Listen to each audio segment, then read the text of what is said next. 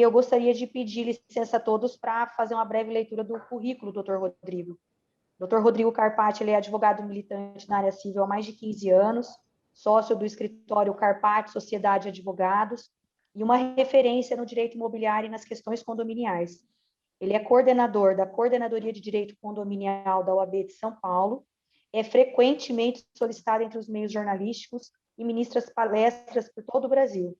Doutor Marcelo, mais uma vez, em nome da comissão, agradeço. Doutor Rodrigo, nós estamos extremamente honrados com a participação do senhor no nosso grupo. O senhor tem a palavra. Doutora Cleide, se me permite uma palavra, com a sua licença, doutor Rodrigo Carpati. Eu só gostaria de dizer aqui da felicidade de estar com vocês e participar desse início, deste evento da nossa 22ª subseção. Agradecendo a doutora Cleide Camareiro, nossa coordenadora da Comissão de Direito Condominial da nossa subseção, que, ao lado de outros colegas, dos nossos colegas membros de comissão, vem nos proporcionando o aperfeiçoamento dessa área do direito, que é o direito condominial. Tão importante nesta cidade, toda a nossa região, que tem inúmeros condomínios, e, portanto, mais um mercado de trabalho e mais uma necessidade do cidadão e da cidadã.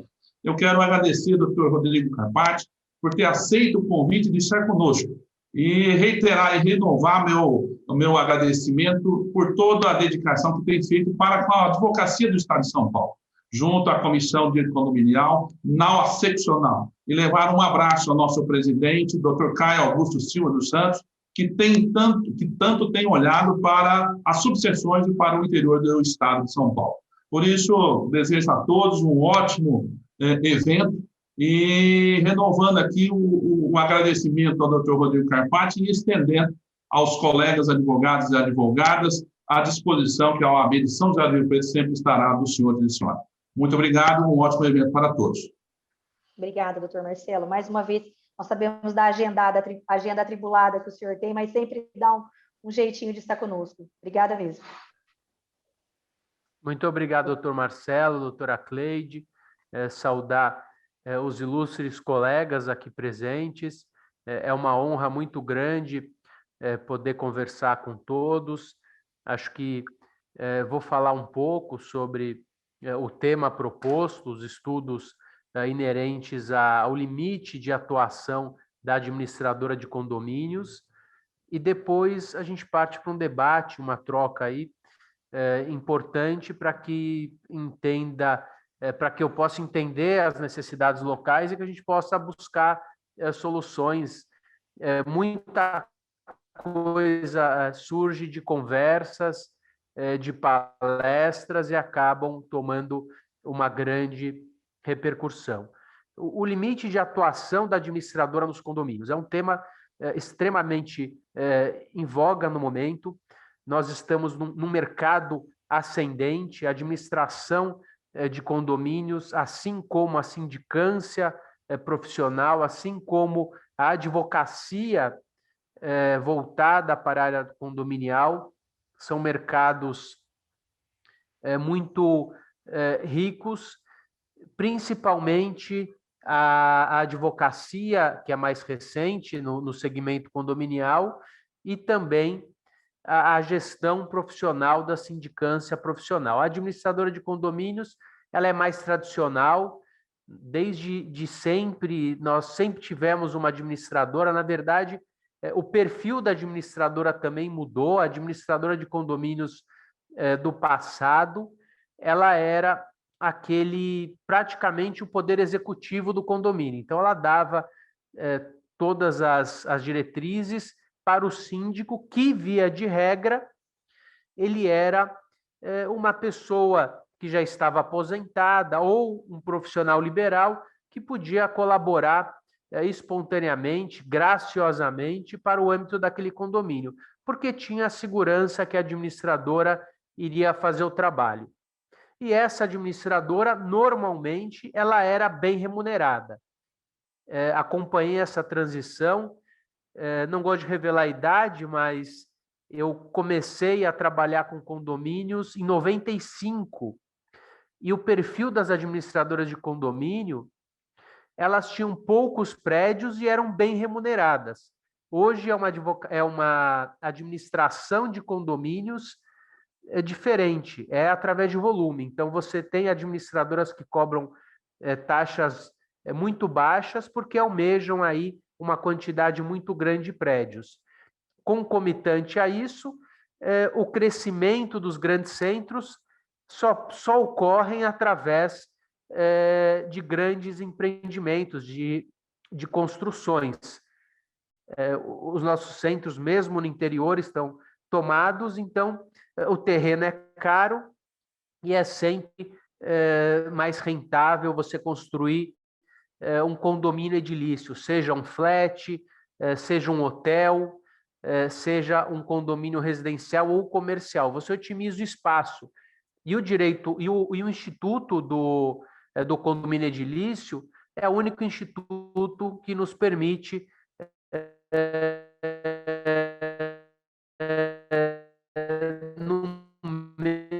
numa mesma área ter diversas propriedades de proprietários diferentes, edificar e depois vendê-lo para 2, 3, 4, mas nesse caso as unidades estariam em copropriedade do Código Civil, que seria o condomínio voluntário ou o condomínio forçoso.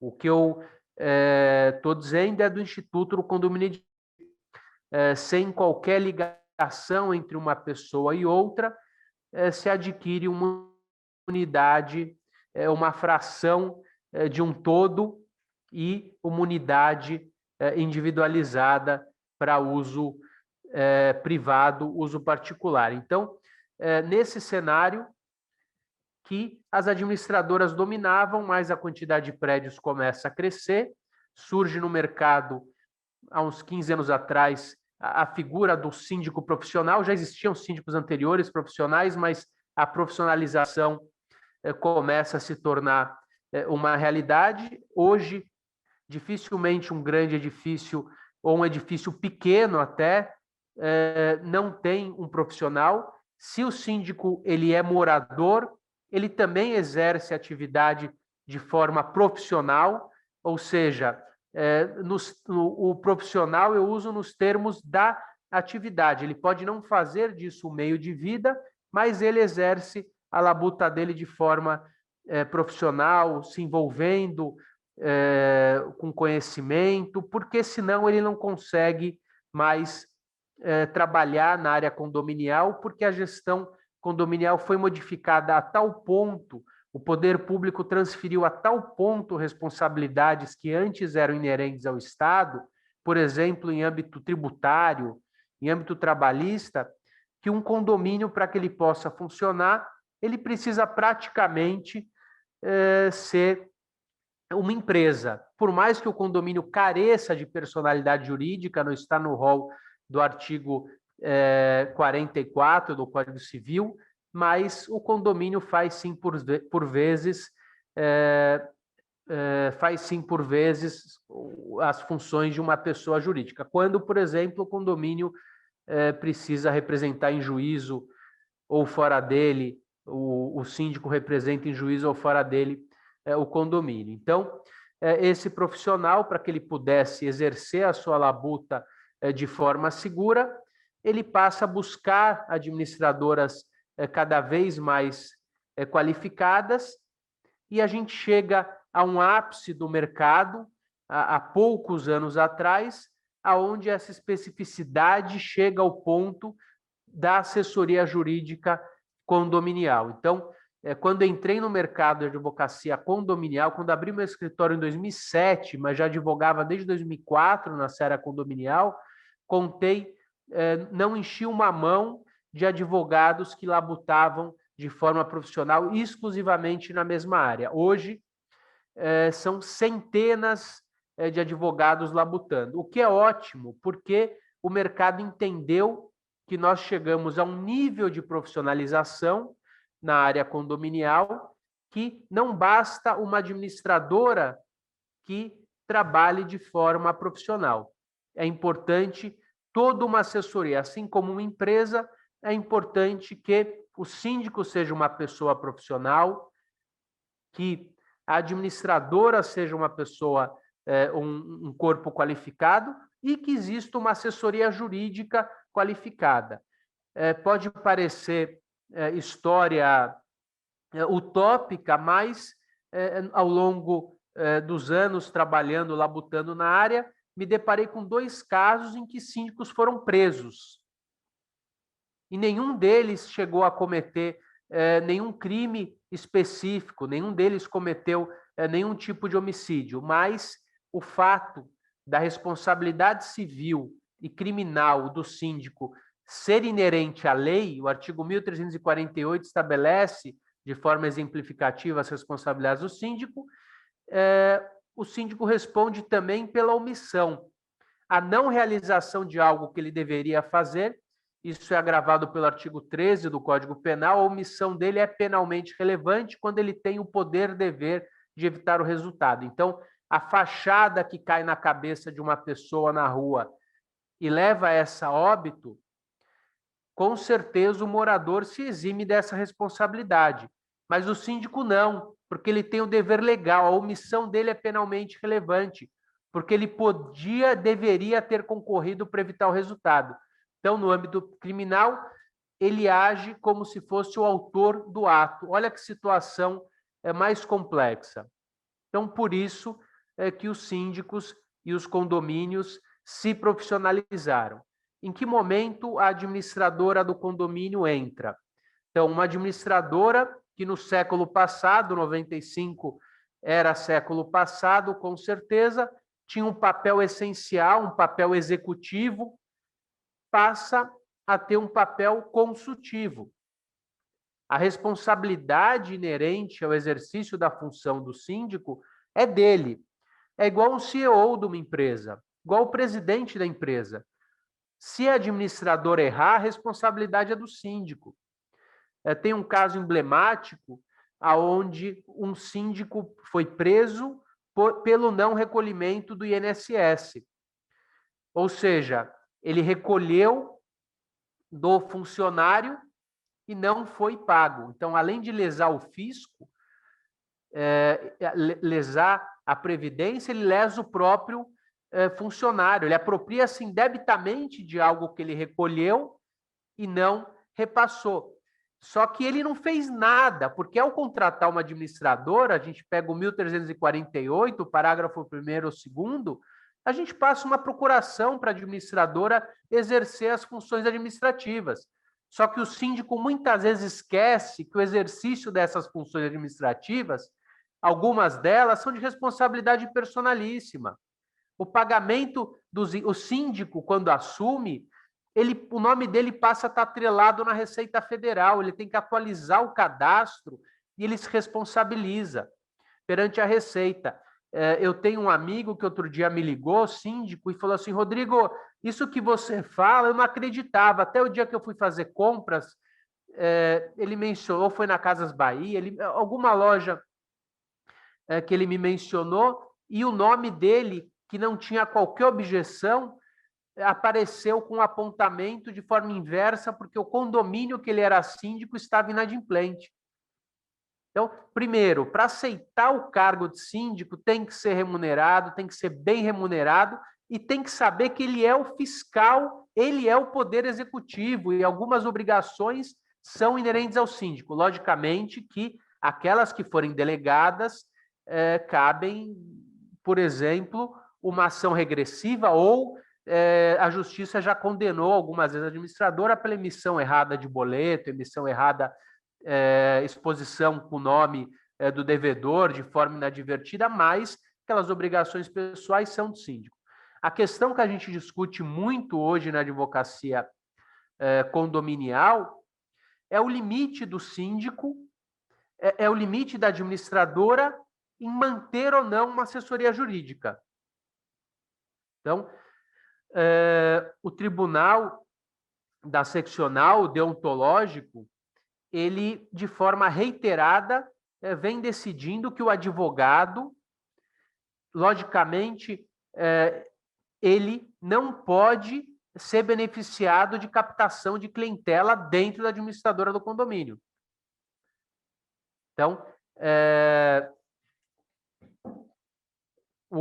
a facilitação ao exercício, a facilitação de captação, uma captação inadvertida, com certeza fere o Código de Ética. E o Tribunal de Ética tem decidido, e não é de hoje, no sentido de que aquele advogado que labuta dentro da administradora, realizando cobrança de cota condominial, aquele advogado que trabalha dentro da administradora, movendo ação para os clientes da administradora, ele está se aproveitando de uma facilitação e com certeza tem sido condenado. Então, esse é o grande viés do exercício da atividade condominial, do direito condominial com as administradoras. Então, a administradora,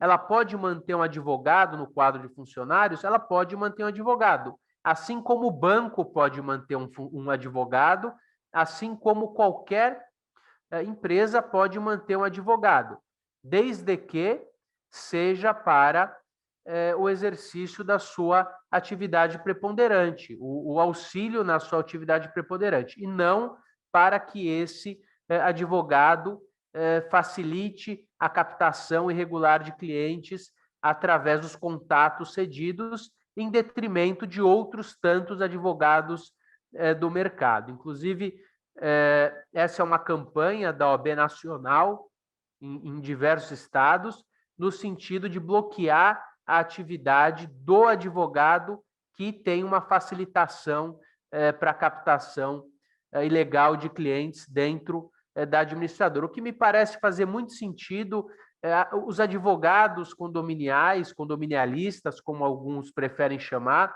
que é o meu caso, foram criados dentro de administradoras, é o meu caso, antes de me tornar advogado, meu pai tem uma administradora, eu gerenciei condomínios antes de ser advogado, então esse era o viés do mercado. Só que o mercado foi modificado. Nós estamos num momento em que nós falamos de uma advocacia 4.0, do escritório 4.0 de condomínios. Então, as administradoras, algumas delas se preparam para o mundo virtual. Hoje, dificilmente uma administradora trabalha sem um sistema. Quando comecei, há muitos anos atrás, as administradoras tinham máquina de escrever, de datilografar. Eu lembro, existia o departamento de informática, não era... o que era informatizado estava dentro de um departamento e precisava contar as francesinhas para dar baixa naqueles boletos, tinha que pegar no banco. Então, essa era o viés da administração. E grande parte das administradoras de condomínios vieram desse mercado. Se vocês pegarem as administradoras tradicionais, eu não sei aí, mas em São Paulo, são administradoras que têm 40 anos, 40 e poucos anos, então elas se adequaram. Essa administração é um grande exemplo disso. E acho que o último viés de adequação dessas administradoras, com certeza, é a retirada do advogado de dentro da administradora, para que o serviço possa ser prestado pelo escritório especializado. Então, essa mudança é a mais recente, porque até pouco tempo atrás, nós não tínhamos advogados especializados. Hoje, os advogados são especializados. Muitos deles continuam dentro dessas administradoras. E muitos deles, inclusive, são explorados pelas administradoras, porque eles têm que pagar para trabalhar. Então, ele faz a cobrança, ele precisa depositar metade do que ele ganha da sucumbência, ou ele faz o processo, ele deposita. Isso também é uma exploração irregular do advogado, que tem direito à sua sucumbência. Então, ele é autônomo quando convém. Quando não convém, ele tem que prestar serviço para a administradora. Não é errado o advogado prestar serviço para a administradora. Eu vivo de prestação de serviço para administradoras, mas o advogado tem uma estrutura em apartado e ele é contratado para a prestação de serviços para os clientes ou para questões pontuais através de contatos, como todos nós fazemos para angariar cliente, desde que não avilte qualquer situação expressa no nosso Código de Ética da Advocacia. Nenhuma situação que possa facilitar a atividade em detrimento de outro, o que, pelo Tribunal de Ética, seria o advogado dentro da administradora, com o escritório dentro da administradora, prestando serviço. O ideal é que o advogado esteja fora, preste serviço não exclusivamente para uma empresa e que realize um contrato em apartado de administração de serviços jurídicos, deixando claro para o cliente de que a atividade desse é uma atividade totalmente independente do que a administradora realiza. E a administradora, por outro lado, não pode também oferecer, dentre os seus serviços, a assessoria jurídica, porque a assessoria jurídica é exclusiva do advogado. Nós temos quase 70 profissões regulamentadas, não mais do que isso no Brasil, e a advocacia é uma delas. Então, oferecer serviços exclusivos de uma classe que possui uma regulamentação é o exercício irregular de uma profissão. Eu não posso oferecer serviço de medicina. Você não pode oferecer nenhum serviço que seja regulamentado. E esse é o novo cenário da advocacia condominial, onde vejo os advogados tomando aí espaços cada vez maiores no auxílio aos condomínios. Nós temos condomínios que são verdadeiras cidades. Nós temos municípios no nosso imenso Brasil, mais de 5.000 municípios, alguns no interior de São Paulo, Guará, com 800 habitantes, e, ao mesmo tempo, nós temos condomínios clube de 3.000, 4.000. Outro dia estive em São José dos Campos, fui num complexo de condomínios de 72 prédios. O local possuía até uma ambulância. Um condomínio em Guarulhos, em São Paulo, o único Guarulhos, possui 2.700 unidades, 10 churrasqueiras. Então, conduzir um condomínio desse é conduzir uma cidade. E uma pequena cidade em São Paulo possui o judiciário, o executivo, o legislativo, os seus assessores. E para tocar um condomínio desse, quem já teve num condomínio grande como esse, pode verificar que esses condomínios possuem assistentes administrativos, corpo jurídico, uma organização que ocorre através da convenção do condomínio, que é o documento máximo condominial. Não obstante esse não possa contrariar o Código Civil, a convenção é um documento privado realizado pela incorporação na instituição do condomínio. Ele normalmente possui as regras de convívio e a divisão no âmbito condominial para que ele possa funcionar. Algumas vezes nós temos conselho jurídico, conselho de multa, conselho de obras, como um grande município. Assim, em linhas gerais, doutora, era isso que eu queria dizer para vocês, e fico agora aberto para que a gente possa trocar figurinha e conversar sobre o assunto. Acho que essas questões que vocês pediram que eu abordasse. Doutor Rodrigo, muito obrigada. De fato, é nessa linha mesmo que a gente está precisando de alimentar com nossos conhecimentos jurídicos mesmo. E essa experiência do grande centro para nós do interior, que a gente precisa experimentar cada vez mais aqui. Rio Preto é uma cidade que recentemente aprovou o plano diretor com crescimento vertical. Então, nos próximos 10 anos aí, nós vamos ter uma grande expansão nas nossas áreas centrais e perimetrais da nossa cidade, nesse sentido. Já somos uma cidade com muitos condomínios, a gente tem mais de 1.000 condomínios devidamente legalizados na prefeitura, mas tem muitos outros aí de forma irregular. E a atuação dos advogados tem sido nesse sentido. E as dificuldades que a gente tem enfrentado, e isso a gente tem debatido muito na nossa comissão, é que, por ser uma cidade do interior, nós temos pouca atuação profissional ainda. Temos poucos síndicos profissionais atuando no mercado aqui da nossa região. E a administradora, ela acaba fazendo um combo, né? Nós somos administradora, síndico profissional e jurídico. Por mais R$200 você tem o jurídico. Então, é uma coisa que nós temos combatido aí na nossa região, e eu gostaria de saber, com a experiência do senhor também como membro da comissão, lá como coordenador da comissão de São Paulo, eu tenho 3 perguntas aqui que a nossa comissão montou, eu vou tomar a liberdade para ler. Nós temos o tempo bem curto aqui do nosso grupo de estudos, para o senhor dar uma opinião legal para a gente de como conduzir esses determinados pontos, tá? Lógico. Ó, primeira pergunta, o síndico, que também é sócio da administradora, pode acumular essa função sem prejudicar os limites da atuação de cada um deles, em especial da própria administradora? E os advogados que acumulam a função de síndico e administradora? Como tratar essa situação? Bem interessante, lógico, doutora Cleide. Algumas questões no direito nós aprendemos, algumas situações são éticas, mas não são legais, e outras são legais, mas não são éticas.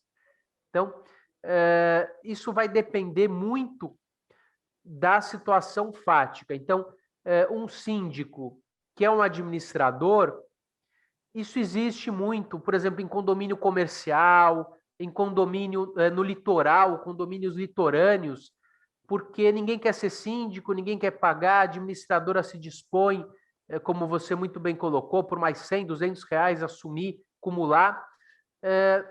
Não é a situação ideal, porque aquele que fiscaliza, como é que o condomínio, como é que a administradora vai fiscalizar o próprio síndico se são a mesma figura? Então, você pode, não quer dizer que não possa, acho que eu não vejo um impedimento legal, mas eu vejo uma barreira moral preocupante. Assim, existem situações e situações. Então, aquele condomínio, por exemplo, comercial, resolveu contratar uma administradora de condomínios, contanto que ela assumisse a sindicância.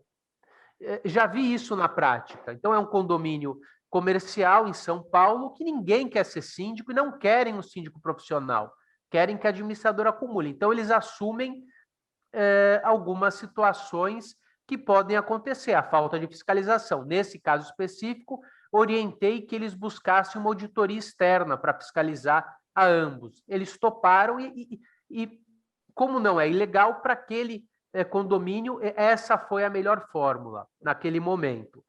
Outros condomínios acabam. O problema é quando essa questão acaba derivando de uma má conduta da administradora ou do síndico, que ocorre muito também. Então, aquela administradora que não tem boas práticas, ela indica o próprio síndico para que esse síndico possa camuflar algumas situações não tão corretas como deveriam ser. Então, eu acho que, se puder evitar, eu acho que é o melhor cenário, que a administradora não seja o síndico do condomínio, salvo exceções justificáveis. A questão da administradora tocar o jurídico, essa foi a outra questão, certo?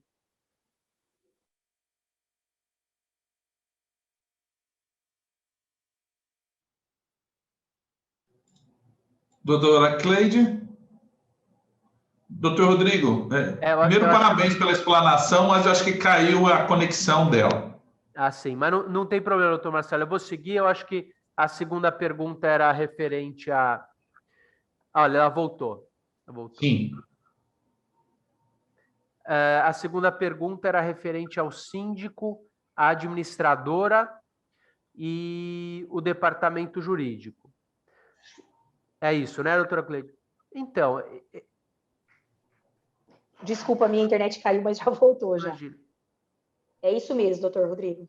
Então, essa era uma questão muito comum até poucos anos atrás, porque a administradora, o que aconteceu? A gente precisa fazer uma retrospectiva do mercado. Então, o mercado foi assim, taxas altas, uma administradora de um prédio, por exemplo, um prédio, aqueles comuns que nós temos, 50, 60 unidades, cobrava, digamos, 5 mil reais para administrar um condomínio. O mercado mudou. Então, esse mesmo condomínio que era administrado no passado por 5 mil reais, aquela administradora que tinha 20, 30, 40 prédios, o mercado mudou. Como grandes negócios mudaram e o perfil do mercado, principalmente o de administradora, se tornou um perfil de volume. Então, os valores cada vez menores e a quantidade cada vez maior. Então, um prédio desse, que passou a cobrar R$1.000, que perdeu R$4.000 de receita num prédio desse, para não perder, normalmente ele perde, porque ia para o outro, porque aquele condomínio, aquele administrador que tinha uma taxa de 5.000, dificilmente ele aceita 1.000. Mas o concorrente desleal vai lá e por 1.000 angaria aquele prédio. Só que falta uma diferença para fechar a conta. E a assessoria jurídica lá dentro, a sindicância lá dentro, era uma forma de arrecadar dinheiro de forma periférica, fazendo a cobrança do condomínio, contratando um advogado para ser funcionário do condomínio, e a diferença daquelas taxas ficavam lá dentro. Mas o mercado foi modificado. E tal prática, eu acho que essa é a última modificação substancial que as administradoras precisam fazer. Então, as administradoras já aceitaram as regras do jogo ao longo dos anos, mas ainda tem uma resistência muito grande para entender que o jurídico é uma parte, é uma prestação de serviço à parte daquela prestada e de forma complementar, porque um bom jurídico faz com que o condomínio funcione bem. Se o condomínio funcionar bem, a administradora funciona bem. O que a administradora precisa entender é que os honorários da administradora não podem vir dos honorários de uma atividade exclusiva como a advocacia e que possui profissionais regulamentados para tal exercício. Então, acho que, com certeza, destoa a administradora de condomínios que oferece os serviços jurídicos. E se vocês derem uma olhada nos julgamentos, todos são nesse sentido, de que o advogado, a administradora pode ter um advogado, mas esse não pode exercer as suas atividades para os clientes sob pena de captação e exercício ilegal, e facilitação ilegal da profissão. Isso é uma coisa que é bem clara para a gente aqui, mas é uma prática pouco conscientizada ainda. Como o doutor disse, aí na grande São Paulo já é uma prática de praxe das administradoras, tentar desmembrar esse serviço. Aqui ainda é uma prática constante esse oferecimento. Pouco tempo atrás, menos de uma semana, eu mesmo revisei 2 contratos de administradora de condomínios que estavam com o serviço jurídico embutido.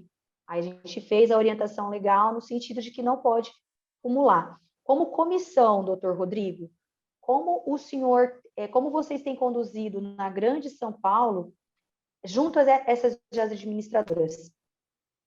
Então, ainda mantém essa prática? É muito complicado, doutora. A gente também, infelizmente, assim, quanto mais concorrido o mercado, mais você tem as pessoas querendo ganhar por preço e não por serviços. Nós também enfrentamos isso constantemente. E se você não cede em alguns momentos, em termos de valores, você fica fora do mercado. Então, essa concorrência é totalmente desleal e desonesta e predatória, né? Porque se as pessoas equalizarem os valores de forma razoável, todos ganham.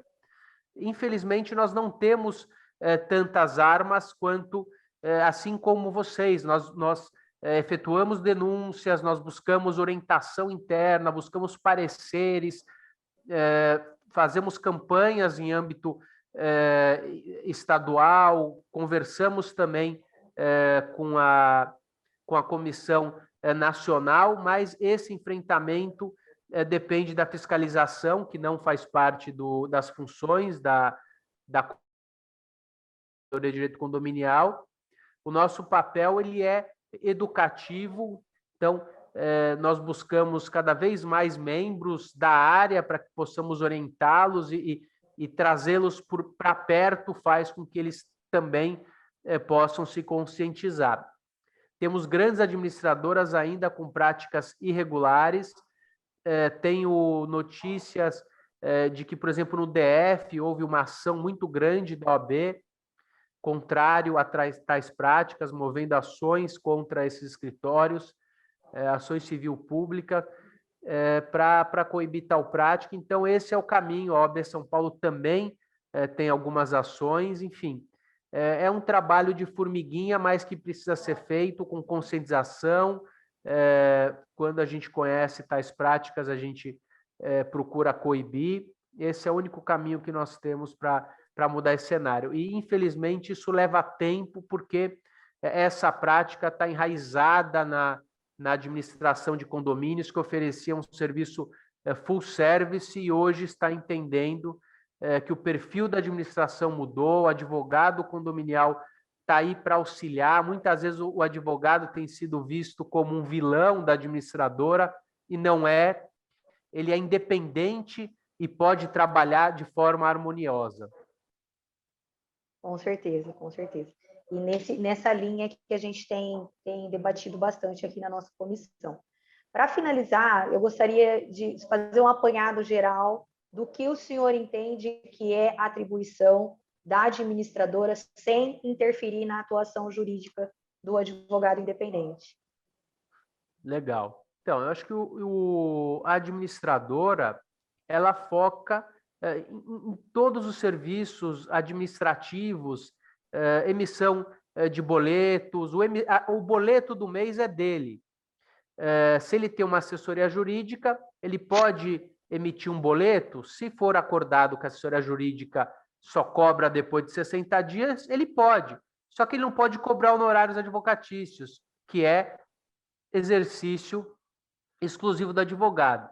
Ele pode realizar uma notificação administrativa? Pode, mas o advogado da administradora não pode chancelar uma notificação para o condomínio. Então, a administradora de condomínios, ele tem que focar naquilo que ele foi contratado. E o papel da administradora é a organização documental daquele condomínio, contábil, a emissão do balancete, o suporte administrativo para o síndico. Quantas vezes nós não verificamos gerentes condominiais, advogados dando orientações errôneas jurídicas? Isso custa muito caro. Então, nós temos aí uma responsabilidade jurídica muito grande, uma responsabilidade civil muito grande, e cada vez mais os tribunais entendem de direito condominial. No passado, lembro uma vez onde estava peticionando e o juiz me questionou: doutor, mas isso é um assunto interno corporis, uma briga de condomínio.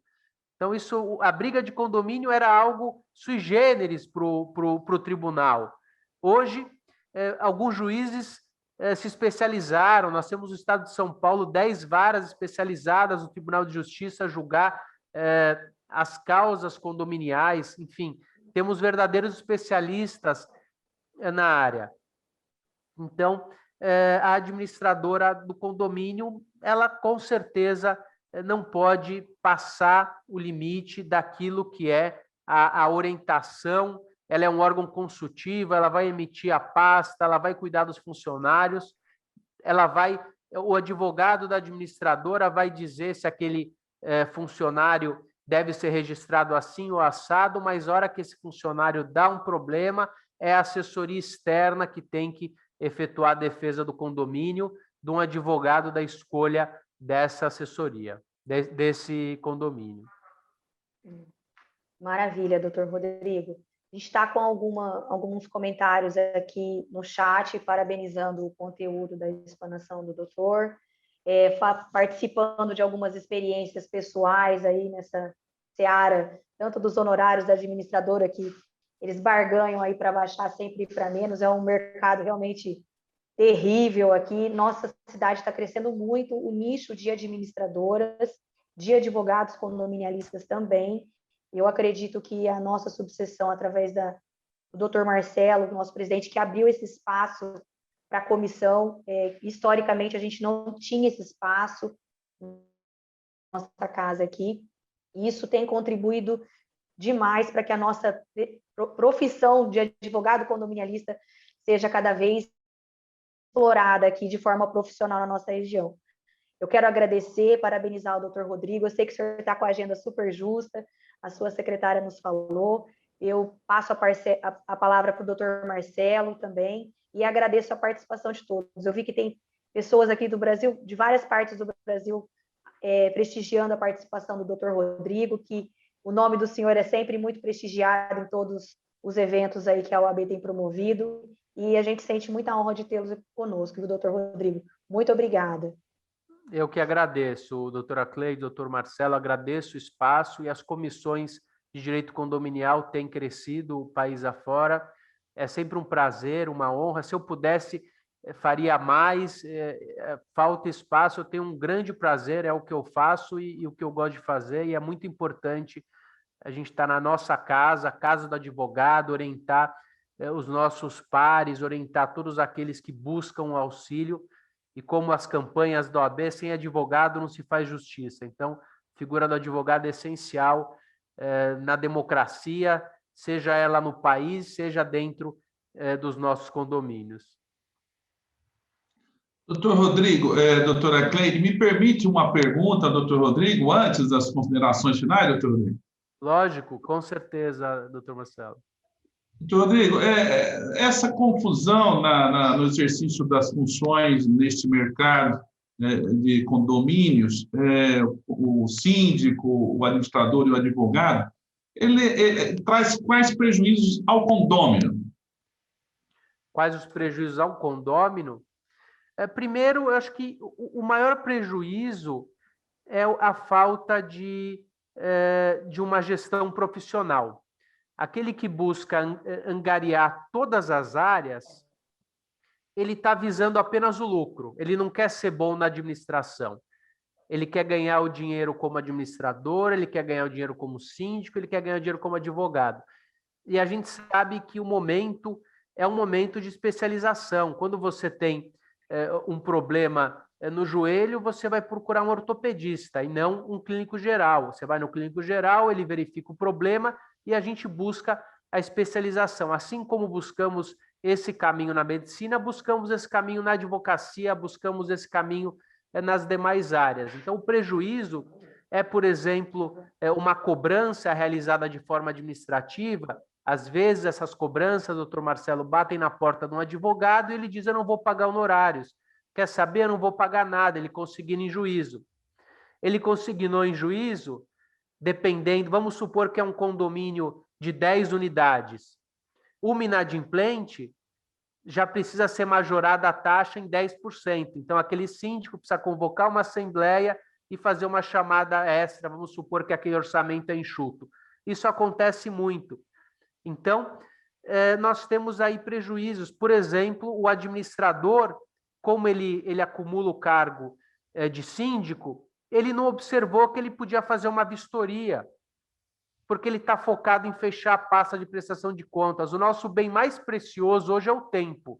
E, com certeza, ser síndico, administrador e advogado do mesmo condomínio requer habilidades muito diferentes, além do prejuízo de falta de conhecimento em todas elas, porque o administrador nunca vai ter o conhecimento jurídico e o advogado não vai ter o conhecimento administrativo, via de regra. Então, vejo sim um prejuízo. E o prejuízo maior sempre dentro dos condomínios é a desvalorização, o serviço mal prestado para aquele condômino. Então, a hora que ele chega, a portaria não funciona, o porteiro eletrônico não abre. Com quem ele vai reclamar? A administradora só funciona das 8 às 6. E assim vai. Por isso que nós verificamos condomínios em situações muito deploráveis e muitas vezes com taxas muito altas em função da má gestão da administradora e do síndico do condomínio. Doutor Rodrigo, se me permite mais, me parece que um participante, doutor Robson, Lógico, Pedro de Toledo, quer fazer uma pergunta. Doutor Robson, com a palavra. Abrir o seu microfone.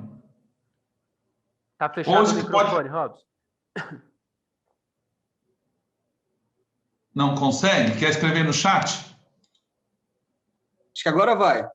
Estou falando, está ouvindo? Agora foi. Perfeito. Sim. Estamos ouvindo. Maravilha. Boa noite, doutor Rodrigo. Boa noite, doutor Marcelo, presidente. Doutora Cleide Camareiro, é um prazer participar desse evento, ter informações tão importantes. Realmente foram, tanta coisa que a gente observou aqui. E, doutor Rodrigo, duas situações que, né, aproveitando, né, o seu conhecimento, a sua especialização nesse assunto, que me surgiram recente e que eu até, né, não sendo, como o doutor disse, né, especialista nessa área de direito condominial, fiquei com essa dúvida, né? Então, passo agora para ver se o senhor, pelo menos, me orienta nesse sentido.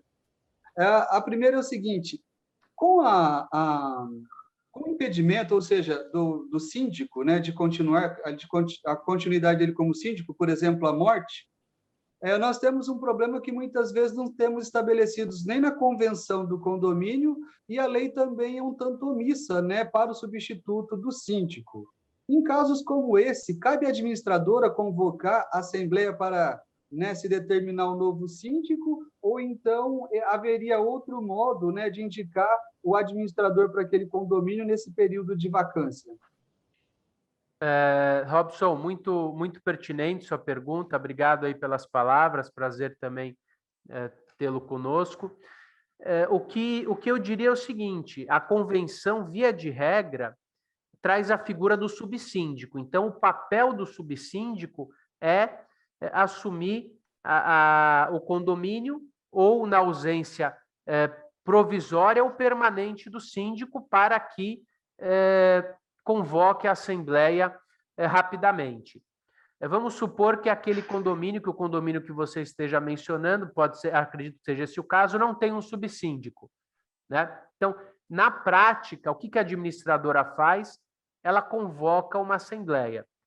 Entendo que não é algo que está em parcimônia com a lei, porque a lei dá ao síndico poderes e delega à administradora, pelo síndico, as funções administrativas. Eventualmente, uma função administrativa seria convocar uma assembleia? Sim, mas vamos supor que esse síndico renuncie. Então, já fica, não precisa ser nem expressamente, tacitamente, revogado os poderes para a administradora daquele síndico. Se ele não possui mais poderes de representatividade, como é que ele vai delegar para a administradora, que é um órgão consultivo, né? Por mais que conste no contrato da administradora que ela deverá convocar a assembleia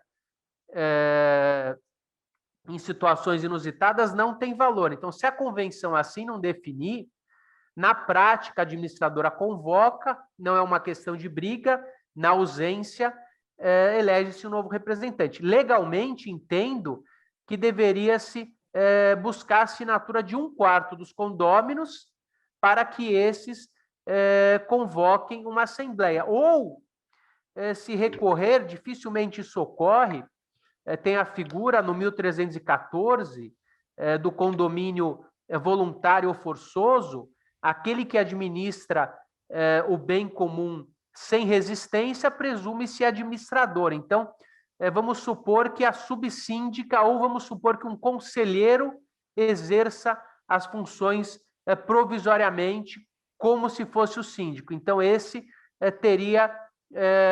agiria perante aquela massa, com base no entendimento, por analogia ao 1314 seguintes, do condomínio voluntário, até que convocasse uma assembleia. As convenções mais completas delegam ao subsíndico ou ao presidente do conselho as funções de sindicância na ausência permanente ou provisória, devendo esse assumir sempre de forma provisória, com o objetivo de convocar imediatamente uma assembleia de condomínios e não assumir de forma interina até que com mandato tampão, por exemplo. Respondi, Robson, era isso? Não, com toda certeza, doutor Rodrigo. Muito interessante, né? Até essa analogia com 1314, né? Ou seja, se a gente tem uma administração sem oposição nenhuma, é algo que também pode acontecer. A segunda pergunta, doutor, é até aproveitando essa situação de assembleia que o doutor disse, com a pandemia, né, nós estamos sofrendo essa grande dificuldade de quê? Impossibilidade de fazer assembleia presencial, né?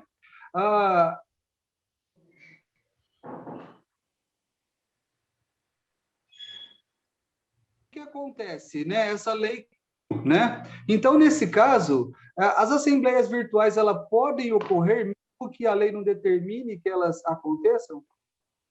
Entendo que sim, doutor Robson.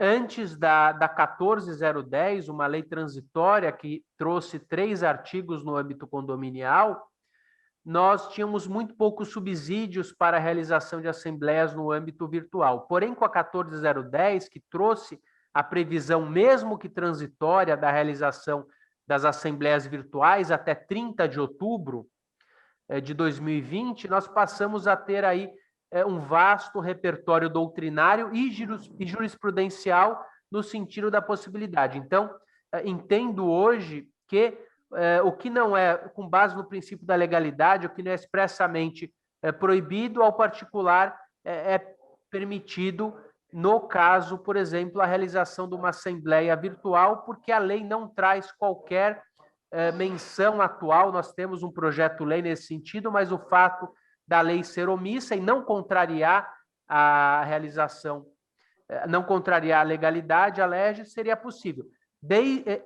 É importante que a convenção do condomínio se alinhe a esse tipo de assembleia. Existe muita confusão na realização da assembleia, como ela deve ser feita, como não deve ser feita, se ela deve ser reduzida a termo. Então, entendo que todas as obrigatoriedades legais devam ser seguidas, mas é importante que a convenção traga aí a forma que isso deve ocorrer. Só que hoje, para alterar uma convenção, 2/3.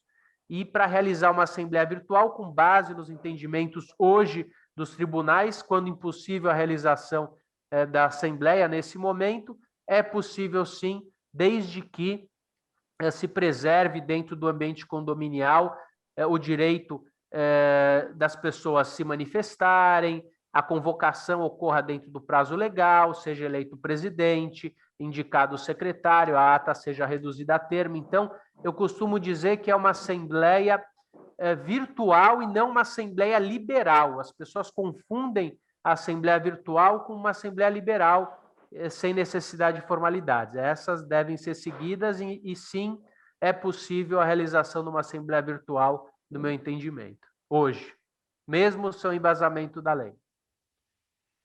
Muito obrigado, doutor Rodrigo. Tudo reforça a necessidade de um bom advogado, né? Com certeza, presente numa assembleia virtual. Muito obrigado pela exposição, viu, doutor Rodrigo? Agradeço aqui ao presidente, doutor Marcelo, e à doutora Cleide Camareiro pelo evento, viu? Parabéns a todos, maravilhoso evento. Quero agradecer ao Dr. Robson Pedro Toledo, nosso coordenador da Comissão de Igualdade Racial aqui da nossa subseção também. Quero agradecer a participação dos colegas advogados, os convidados do setor condominial. E quero reiterar e renovar, doutor Rodrigo Carpati, as nossas portas abertas da nossa casa da Advocacia de Rio Preto, para quando Vossa Excelência estiver aqui, nos fazer uma visita e estar conosco aqui. Quero parabenizá-lo pela aula que nos deu e deixar aqui, em nome da doutora Cleide Camareiro, da nossa Comissão de Direito Condominial, um convite para voltar, ainda que de forma virtual ou presencial, que volte conosco, porque distribuir conhecimento é um ato de amor para com o próximo. E Vossa Excelência fez isso hoje conosco. Muito obrigado por isso, pela Comissão de Direito Condominial, coordenada pela doutora Cleide Camareiro, pela nossa 22ª subseção da Ordem dos Advogados do Brasil, seção São Paulo, São José do Rio Preto, declaro encerrada mais este evento. Uma ótima noite a todos e que Deus abençoe cada um de vocês. Um grande abraço.